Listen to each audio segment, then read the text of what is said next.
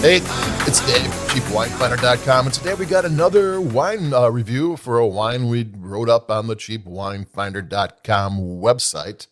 And it's something a little bit different for us, and I'll explain that in a minute. The name of it is the Source and Sink Red Field Blend 2018. And there's some things in there that I might have to explain a little bit. And it's a small production wine, I'm fairly certain. The website didn't say one thing or the other. The winemakers put together Source and Sink are two Chicago guys. They met in the fall of 2017 during harvest, and they decided to do their own thing. So I imagine the 2018 wine is the first wine by them, and it's kind of interesting because when you're small guys, you're starting out. And you'd be surprised, 50% of all the wineries, the wine companies, wineries in California don't own their own production facility and don't own their own vineyards. There's a lot of people out there looking to buy grapes and to rent space or maybe have a small garage somewhere where they can do some things, they have some equipment or whatever. And there's a lot of interesting, oddball, unique, crazy, cool wines out there. And that's kind of what we got going here. Now, this is available in Chicago at a store called Benny's and a few others, I noticed, because these are two Chicago guys, and they're getting their wines here. I guess people know them, and they're put in the store. I put a link to Benny's, which is one of the largest winery chains, not winery chains, the liquor store chains in the country, and they do sell it in there in Chicago too. And you might have problems finding it where you're at, because normally speaking, when we write about a wine, we try to make sure that it is widely distributed. There's not too much use in talking about a wine you can't find. It's like, are you helping anybody or are you teasing them? Like, what's going on? And here, if you can find this one, good, because it's kind of fun. It's 65% Petite Syrah. I think it was 25% Alicante Bouschet. And the last whatever was left of that is Carillon.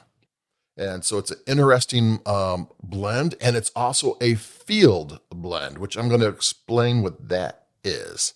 Back in the day, when farmers were just planting grapes, because that's what they did, because they also had walnut trees over there, and they grew this over here, and they all, they used their land to make money. That wasn't as big a deal in California as it is today.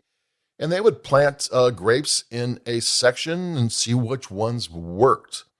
And they would pull out the ones that didn't work, leave the ones in, and they would, at some point they would harvest them. I want to try to get everything as ripe as possible, because you don't want something too ripe and something not ripe enough. And, you try to split the difference with them, and you would crush them together and you would blend them together. And that was called a field blend.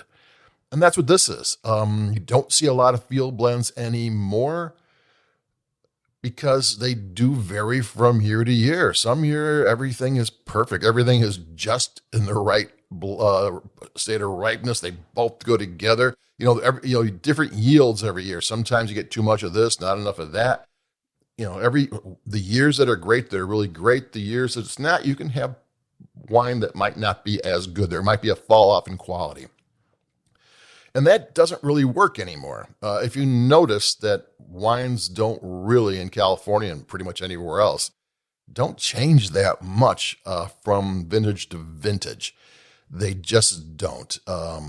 It's one of those things that they've managed to kind of make everything work every year. I mean, they tell you it's a bad vintage. Oh, it didn't work this year, blah, blah, blah. But it tastes the same as the year before. I'm going to take a sip of this because this is a different one. If you're getting tired of the same old blends everybody's using, though nowadays there is a lot of different grapes being used. It's not as monochrome as it used to be. But Petite Syrah, Alicante Bouschet, and Carillon is not your typical blend. So I'm going to take a sip.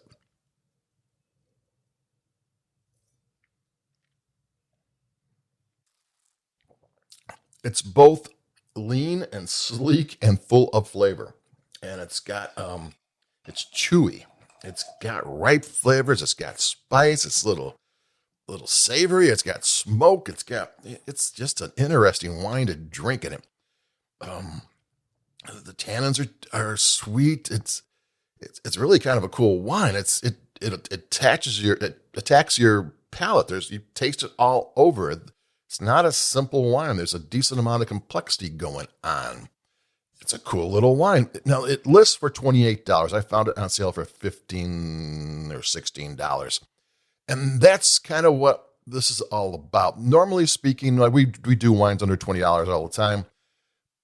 And most of the time we talk about wines, like I said, they are available, if not everywhere, most places.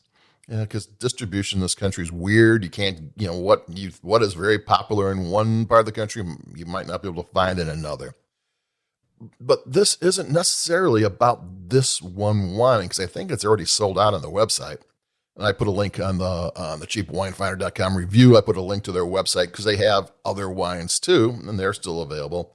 And it's a cool, they don't do a lot of wine production. They do as little as possible. They try to let the vineyards do the talking, which is not something you get with inexpensive wines. Usually it's the winemaker doing the talking. And it's not bad because you get really enjoyable wines at a really cheap price. Doing it the other way is a little bit more difficult. You need a really good selection in the vineyards. You have to be really spot on when you're wine making techniques, because if you don't get it right, you don't get a second chance. But there are these wines out there from these smaller people, the smaller producers who are trying to do something cool. Or, one of the wines they did came from a vineyard that was a small vineyard. Some guy it was kind of a hobby estate, and deer came in and ate 80% of the grapes, and they came through and cleaned everything up and used it for their rosé. I mean, who gets to drink wine from a place where deer ate everything? And other ones from just a handful of vines from old school winery from before Prohibition that urban sprawl has eaten up. There's not much left, but what's there is these old vines that are, kind of forgotten. And these guys kind of found it, and they're making wines, and they're not the only ones. I mean, there's other people doing cool things with grapes too.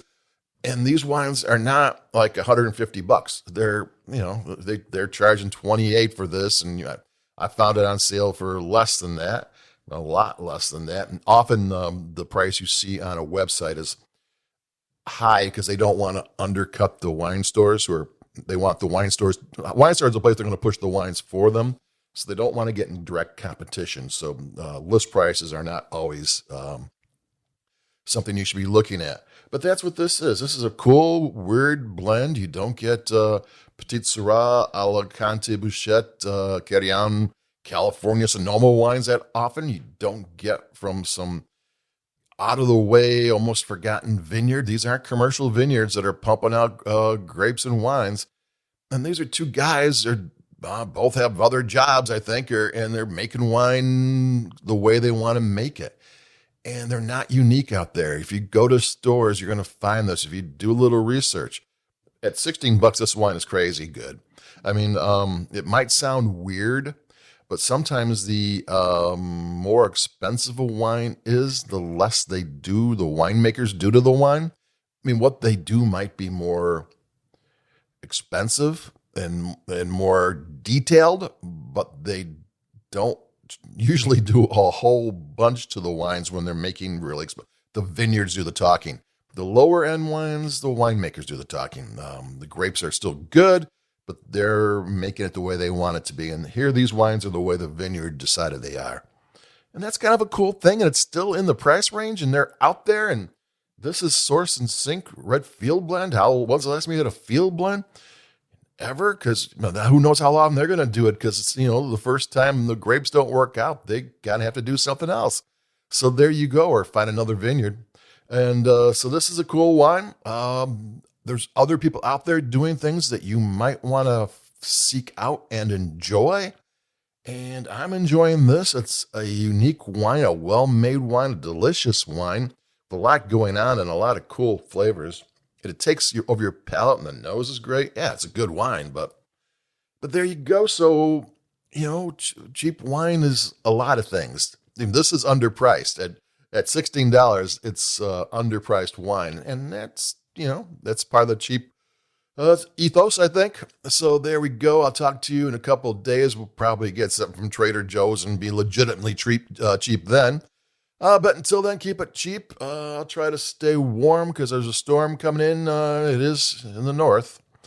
The north remembers. So I'll talk to you in a couple of days. Adios. Bye-bye.